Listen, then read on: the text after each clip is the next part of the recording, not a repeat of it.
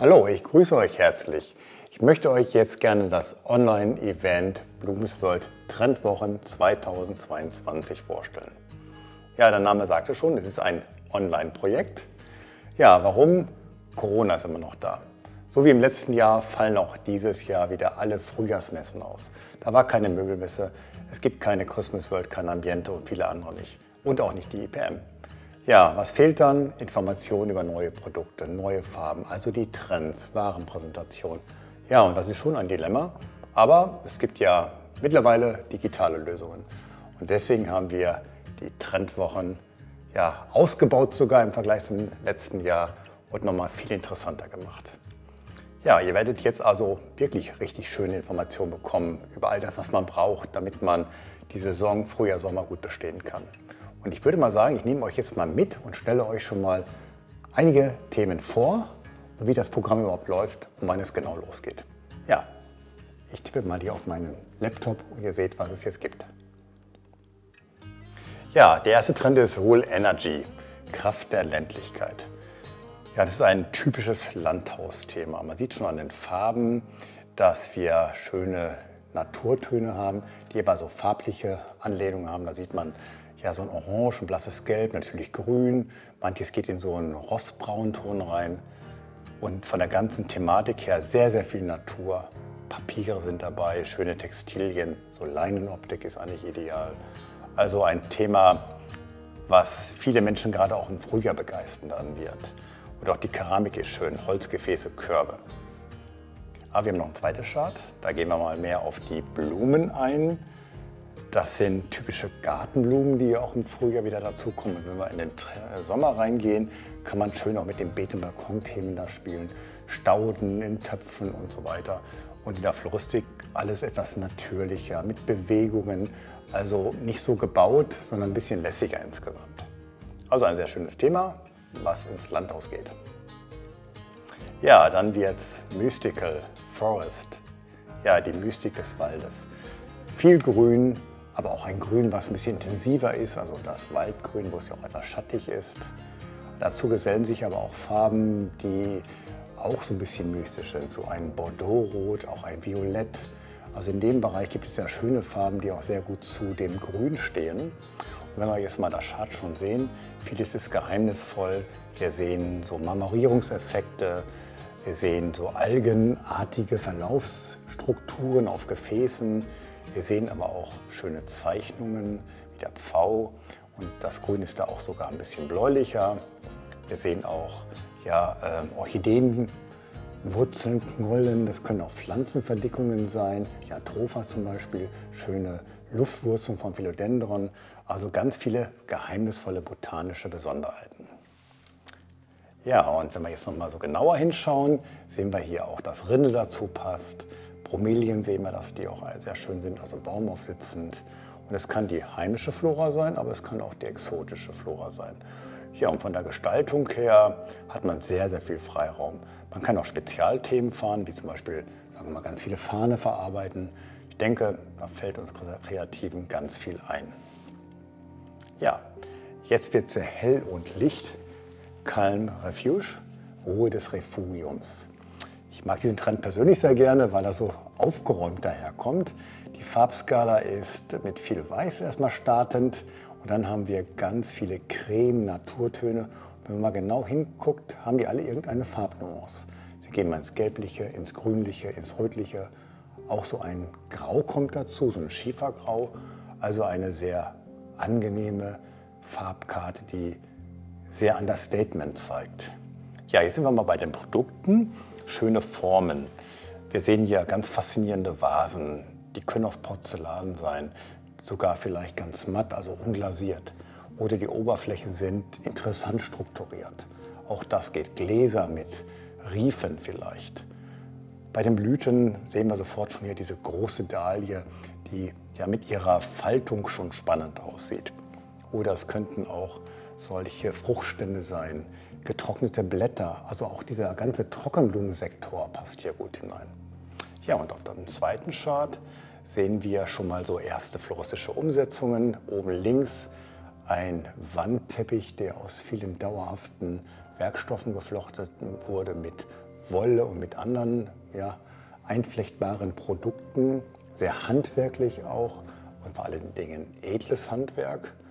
Dann sehen wir Blätter, wir sehen Päonien oder andere große Blüten und auch immer wieder schöne Besonderheiten, die in irgendeiner Form vielleicht wie ein Stilllife zusammengefügt worden sind.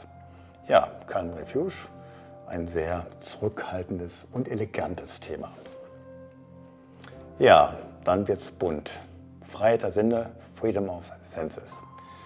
Eigentlich ist das ein so richtiges Sommerthema, sagt man sofort, aber das könnt ihr ausrollen in jeder Jahreszeit. Aber wenn man jetzt hier mal hinschaut, sieht man diese Fröhlichkeit, die aus dem Garten kommt, einen Schirm, der bunt mit Streifen ist oder Campingutensilien. Ich meine, Camping ist generell wieder ein Trend. Also dieses Lebensgefühl strahlt aus diesem Trend. Wir haben die Farbskala, die bunt ist. Wichtig sind diese Blau-Violett-Töne. Wir denken da sofort an Campanula, an den Rittersporn im Sommer, an Hortensien. Also dieses Himmelsblau ist eine wichtige Grundlage. Ja, und bei den Blüten sehen wir ja schon die Mombrezie, Crocosmia. Also alles diese tänzelnden Blumen sind sehr schön. Und oben links sehen wir auch kreative Gestaltungen, mit Farbe gearbeitet, so ein bisschen aquarellartig. Also wenn man da loslegt, fällt einem auch gerade vom Farbsektor sehr viel ein. Ja, und bei den Blumen sind wir bei vielem Heimischen, aber auch da kann wieder Exotik dazukommen. Es können die Stauden sein, es können auch schöne große Blätter sein, gerne mit Panaschierungen, also dass darüber auch die Farbe kommt. Also nicht das große, schwere grüne Blatt, das war in dem anderen Trend eben. Hier ist es eher das hellere, das frischere, die Bewegung und so wirklich diese Gartensachen, die passen einfach.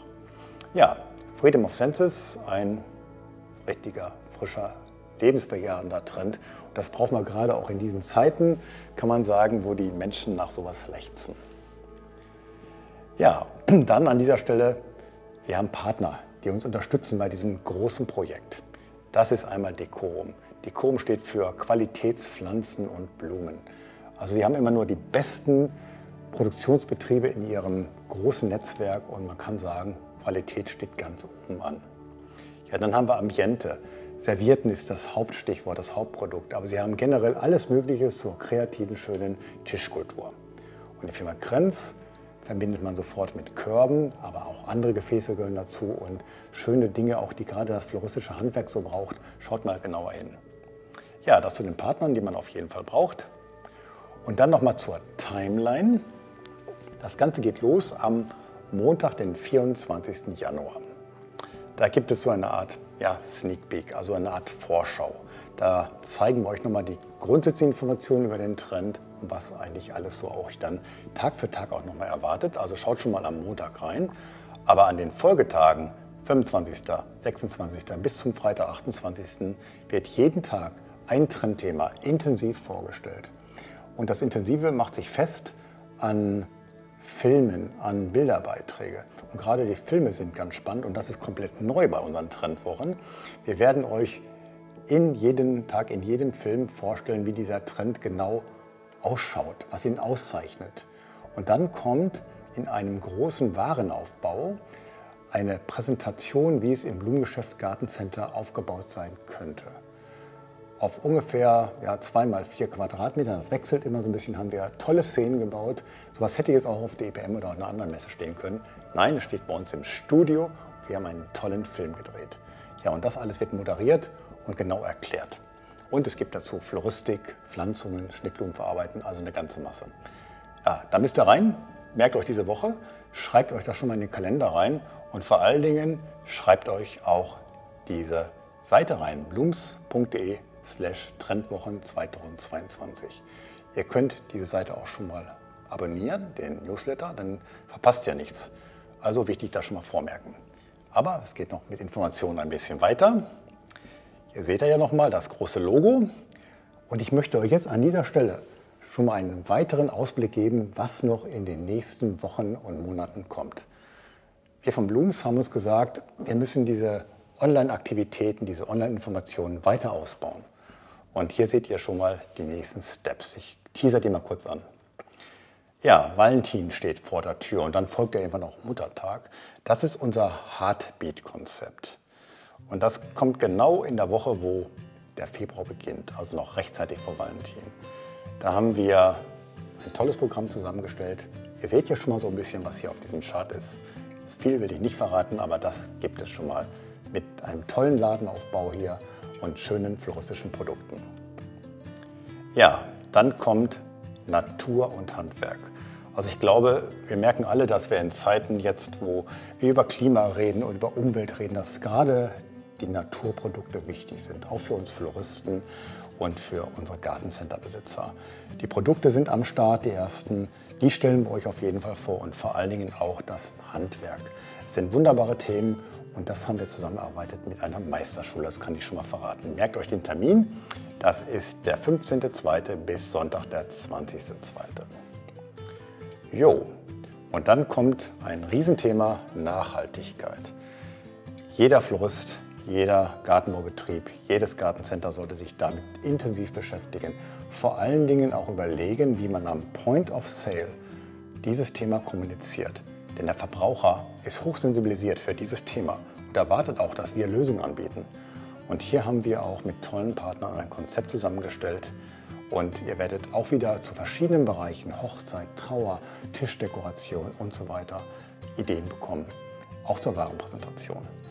Ja, das ist das Thema Nachhaltigkeit. Ja, und dann bin ich wieder bei den Trendwochen, die jetzt in der Startposition stehen. Ihr seht, Montag, 24.01. geht's los, bis Freitag, 28.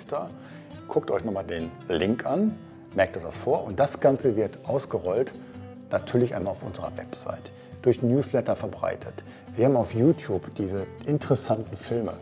Wir werden über Facebook, Instagram, Pinterest, LinkedIn auf jeden Fall ganz viele Informationen, Impulse über den Tag setzen. Also ihr seid ja irgendwo, ihr müsst nur ein bisschen schauen und dann findet ihr uns und wir werden euch finden. Ja, das ist unser großes Programm, das Blumens-Team und ich. Wir freuen uns, wenn wir euch wiedersehen. Und ich sage mal, wir bleiben alle kreativ und es geht wunderbar weiter. Bye, bye.